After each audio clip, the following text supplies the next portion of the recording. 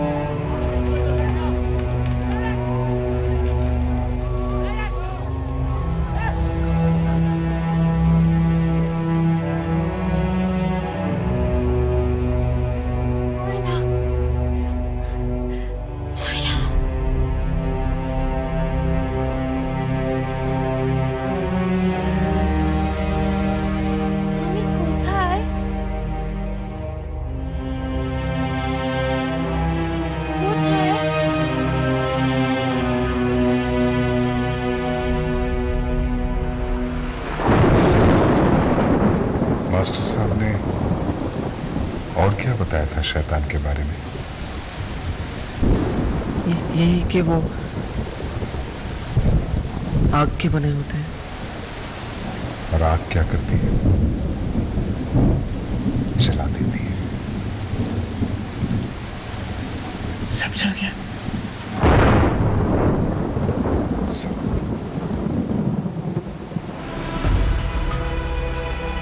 बिल्ली में अच्छी लग रही है।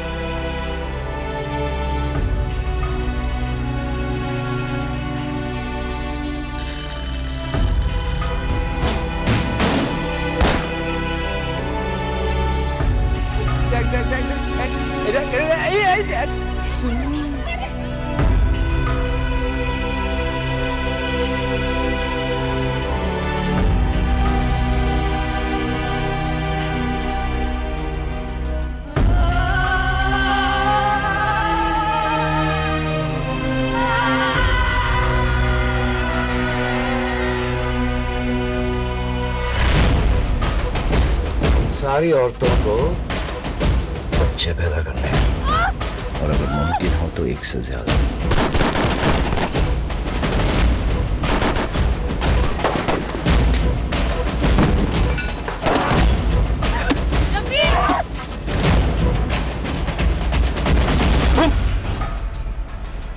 तुम्हारा पाकिस्तान, फिर तुम कहोगे तुम्हारा इस्लाम, तुम्हारा अल्लाह। अल्लाह तो एक ही है, इस्लाम भी एक ही और Pakistan. I'd like to begin by asking that, it's a very tough subject to deal with. Creation of a country, the struggle for freedom, it's a mammoth project. And it's something that you're so young to start off with such a huge challenging subject. Why did you do that?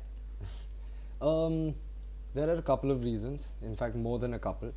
Filmmaking was always a passion, and me along with my friends, we always wanted to make a meaningful film. And then when we heard about this subject, because of my prior associations to the country, I was taken there as a kid by my mom and dad, and my first language was Bangla. I first walked upon that land, that matti as I call it, and so it's a little dedication from my side to those people, to that land, to that country. I used to live in Dhanmondi, right next to Mujib's house. And even though it was a long time after he was gone, 83, 84, post that period, but we still heard stories. And when I spoke to my mom and dad, they told me stories about these things and the genocide that had occurred there. So when I contacted my friends, over there, over the years that we had kept in touch, and with Facebook happening now, it's easier to keep in touch.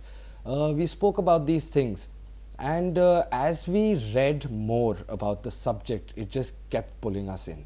There was not one or two or three, but hundreds and thousands of stories that needed to be told. So this film is actually a very small effort. Like you said, the canvas is huge. Yeah. I mean, it's unimaginable, and I think some very senior directors with major budgets would struggle to tell this story exactly like I'm struggling to tell the story. I feel that, yeah, a lot more movies need to be made about this subject. That was another reason why we chose to do this, was because nothing was made on this. I mean, no mainstream cinema, a few far in between documentaries here and there, some books written and banned. Why was all this information not being let out? And so on research, we found out that some very major, powerful countries were involved. A lot of politics was based around it. A lot of money was involved. You know, the whole Cold War, USSR, China, America, Pakistan, friendship, everything, all of that. And we realized that this is definitely a story that needs to be told. More so because it's the first time that somebody will be telling it. Correct. And the people you need to know. wrote this story. You not just direct, produce, but you wrote the story too. Yeah. Now there were so many stories that you must have heard. I mean, especially when it comes to, you know, the rapes that happened out there. That's an important motive in your Yes. film. I mean, Yes. seeing the trailer, it Yes. seems like rape is an important motive. You must have heard so much. How did you cull out what you wanted to put in the film? Which story you wanted to tell? Me and my wife were writing the basic first few drafts of the movie, and we used to narrate it to each other. And you know, there were a lot of stories that we felt very strongly about, but at the end, you know, we had to leave them out, unfortunately, because after all, a movie just can't stretch on forever and ever.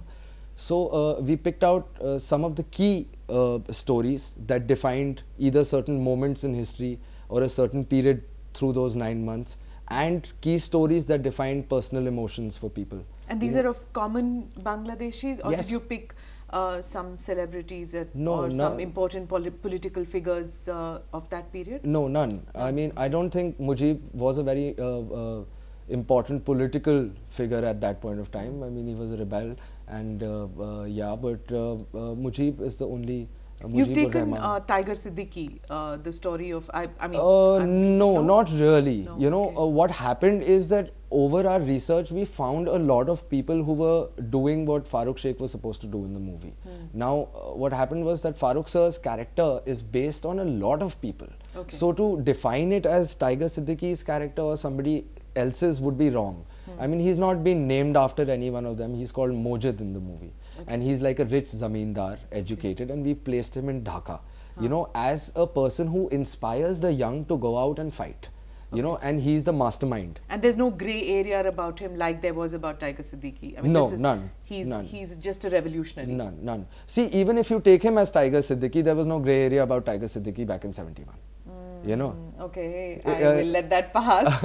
But okay. Yeah, I mean, it's only now that people are coming out with those thoughts and those things and that proof and other things. Yeah. I wouldn't like to comment on any of that because, see, I don't personally know them, and I'm not a historian. But, So when it comes to Farooq Sheikh playing the role of this revolutionary, again, you know, you, a young director, newcomer into the Bombay setup and all, and here you have this experienced actor like Farooq Sheikh, Victor Banerjee also is in the film. What did you feel like directing these people on a subject which is like politically volatile? It's a difficult subject, isn't it? see, it is. It's a very difficult subject, and it's even more overwhelming when you're standing in front of them and you have to direct them. Correct. You know, people who work with Satyajit Ray, Roman Polanski, that's Victor Sir, Pavan Malhotra. Wow. And but what's more important is that, you know, they're really good actors, but more than that, they're better human beings. Okay. And you know, and they're just very comfortable to be around. You can be yourself, you can talk to them heart to heart, and I could go and tell them that, you know, sir, this is how I have envisioned it. Now you do what you feel. Did you do a is lot right. of discussion about Bangladesh, Yeah. about conflict zones and about the politics of that period when you discussed these things with them? Yeah, all the time. See, not during the shoot because we were really on a press schedule, but yeah, all the time we spoke a lot, we discussed a lot about all these things and what we personally felt, you know, and we all personally felt that that these people should be punished. We didn't know how. you hang them or you treat them. That's up to you. Okay. But we don't You know didn't how want to you get want. into Yeah, the we didn't want to politics get into All right. how you should punish them. That's not our job. And did you in the film also deal with the India angle, how India supported the Mukti Bahini, or did you get No. into the war situation? No. No, you didn't. Our movie was based on the Bangladeshis, the Bengalis, human beings who suffered, who fought for freedom and paid the highest price for it. That is what the movie focuses on. It doesn't have more than Indira Gandhi as the Indian angle. Just a mention or something. Just a mention. When you see the film, I won't like to reveal Alright, it, but there'll be a mention. But it's not like we have a huge climax scene where the Indian army comes and attacks and finishes everything. That sort of stuff is not happening. You didn't here. get to the point of the war. No, we did. You did. You did. We finished everything, but the point is that we didn't want to go on to that aspect of the story. We wanted to focus on the human story, you know, the human side of the story of these Bengalis, of the few characters that we have picked and tried to depict everybody with them. So their journey of the atrocities on them and how they recovered from that and how they fought back. What about is the story. Raima Sen's angle? In the trailer, it seems like she is a victim of one of the mass rapes that happened in Bangladesh at that time. How did you develop her character? What is her story? Okay, again, without revealing too much, Raima Sen's perspective in the film is of a woman's perspective. The movie is actually, you know, it's a different kind of a screenplay. It's not one story running through the film. There's a lot of surprise elements in it. You'll see when you see the movie. And Raima is one of those elements. And you know, like you said, the canvas is so huge. There was so much to show. On one side, there was atrocities in the villages. Then there was something happening with the students, something happening with the intellectuals, and something happening with the women. Now, Raima's role in the entire movie is, you know, we see through her eyes what was happening to the women of Bangladesh at that time. So that was her key part in the movie. So more than that, if I reveal, then there's no fun watching the movie. Okay. Yeah. And you know, I mean, when do you plan to release this film? Because this is a crucial period in Bangladesh. You know, December is when they observe and they celebrate the creation of their country. It's Victory Day on 16th, Vijay Divas. Their martyrs are remembered on 14th, intellectual martyrs. So, you know, it's a period where from December to March where, you know, in its history, it's a poignant phase in its history. Do you hope to release this film during this period? we had very, very desperately wanted to release it on December 16th in Bangladesh for the Victory Day and as a gift to the people of Bangladesh. But maybe we'll just be releasing a song as of right now for that, which we've created for them. But the movie is soon to be released somewhere December, January, because the distributors weren't really able to work because of the riots that are going on there. And you know, I was there last week in Dhaka, and yeah, it wasn't a very good situation. The title itself of the film, you know, when I heard the title, I said, oh my God, he's going to get into trouble with the censors, isn't he? Now, why did you choose this title? I mean, logically, I understand why you would think about that. But to our viewers, if you could explain why this name? See, a lot of people will say that my definition or my reasoning for putting this title is very textbookish or childish or something that a person would say to their school teacher, and that we should have a bigger sensibility. But the point is not that everybody doesn't look at it from that perspective. The whole idea for keeping the bastard child was that bastard is not really an abuse, you know. I mean, it's our society that has twisted and contorted this word and started using it as an abuse to people. I mean, what's the child's fault? If his parents are not married or if he doesn't know who his father is, it's no fault of the child. So the idea is to remove the label of it being a word which is not accepted by society. But historically, I mean, the reason why it was bastard child was because the entire idea of the Pakistan army is to leave behind a bastard child in every home, which was their concept. Like our trailer openly says on YouTube कि इन सारी औरतों को पाकिस्तानी बच्चे पैदा करने हैं. the concept with which they came in, their mindset was that we are going to rape so many women that we are going to break the genetic order, basically, so that there is no pure Bengali ever born again. So they, so they will support Pakistan at the end of the day if they're all Pakistanis. That was their concept, which is very regressive. And there are a lot of war children today out in the society and their mothers who are still looking for acceptance. So it's very well to say that, the bastard is a very bookish term and you could have used the war child instead. Yeah, wouldn't it hurt the sensibility of those children who were born of those unions where it was a rape which led to their birth? I have been fighting for this name with IMPA, with the censors, with a lot of people over the last 2 months.